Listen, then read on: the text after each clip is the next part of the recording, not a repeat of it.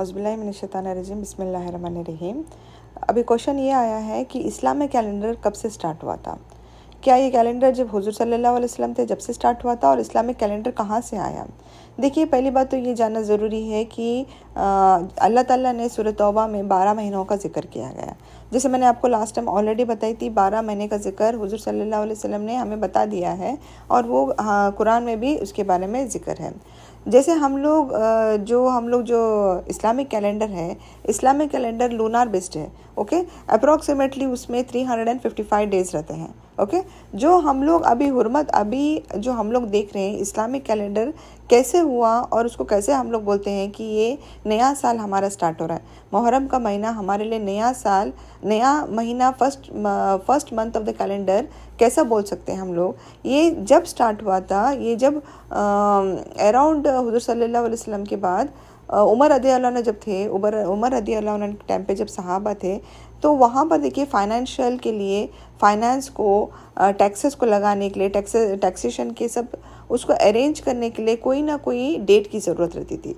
Okay, तो सहाबा आए, और सहाबा जब उमर रज़ी अल्लाह अन्हु के पास कुछ लेटर्स आते थे तो उसको रिसीव करते थे, तो उस पर डेट्स वगैरह लिखे हुए नहीं थे।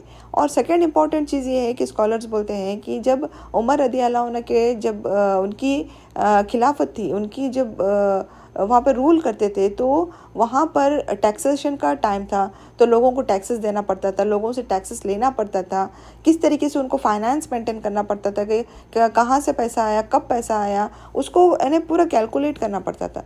तो ये कैलकुलेशन के इसमें उनको बहुत रुकावटें आ रही थी, क्योंकि उनके पास प्रॉपर डेट नहीं था कि अब हम लोग ने स्टार्ट किए, समझे फॉर एग्जांपल 1 तारीख को स्टार्ट किए, 20 तारीख को ख़त्म हो गया है, तो उस तरीके से उनके पास प्रॉपर एक डेट नहीं मिल रहा था।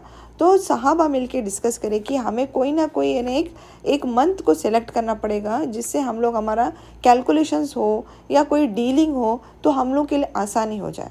तो जैसे हुज़ूर सल्लल्लाहु अलैहि वसल्लम की एक मामूल था कि वो जब भी कोई डिस्कशन करते, सहाबा से बैठ के डिसाइड करते कि हम लोग को क्या करना है।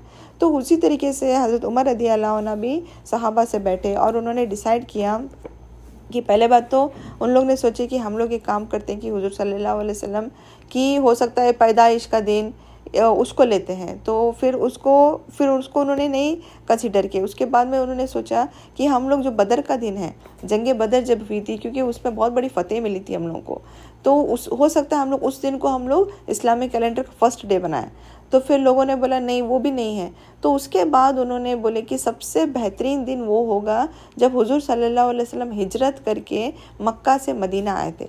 ये दिन एक इस्लामिक हिस्ट्री का सबसे अहमियत दिन है, जब हुज़ूर सल्लल्लाहु अलैहि वसल्लम को अल्लाह ताला ने हुक्म दिए थे कि आपको अपनी एक बहुत ही एक पसंदीदा चीज़ थी, उनको मक्का, उन्होंने बहुत मोहब्बत करते थे उसको, जहाँ पर वो पैदा हुए थे वो मक्का को बहुत मोहब्बत करते थे।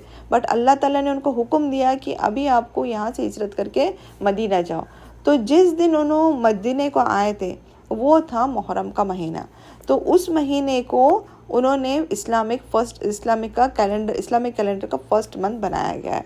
कौन सा दिन? जब हुजूर सल्लल्लाहु अलैहि वसल्लम ने हिजरत करके वहाँ से पैगाम लेके आए थे, हक़ का पैगाम लेकर आए थे, लोगों को बताने के लिए हक़ का पैगाम लेकर आए थे। उस वक्त से इस्लाम चेंज हो गया था, इस्लामिक सोसाइटी बन गई थी। मदीना में जब आए तो इस्लामिक एक सोसाइटी बन गई, इस्लाम चेंज हो गया था। ओके, इस्लाम का दावत का काम स्टार्ट हो गया था। तो वो हिजरत जो हुजूर सल्लल्लाहु अलैहि वसल्लम ने करके आए थे, तो उस महीना कौन सा था? मुहर्रम का महीना था। तो उस महीने को इस्लामिक कैलेंडर का फर्स्ट महीना बनाया गया है। तो इसकी वजह से इस्लामिक कैलेंडर का फर्स्ट महीना मुहर्रम है, क्योंकि हुजूर सल्लल्लाहु अलैहि वसल्लम ने मक्का से हिजरत करके मदीने गए थे। इसकी वजह से आज हमारा इस्लामिक कैलेंडर मुहर्रम इसकी वजह से फर्स्ट महीना माना जाता है। अल्लाह ताला से यही दुआ है कि इस महीने से आने वाले 12 महीने में अल्लाह ताला हम लोग को कामयाबी, बरकत अता फरमाए, हमें अच्छे नेक काम करने की तौफीक अता फरमाए। आमीन।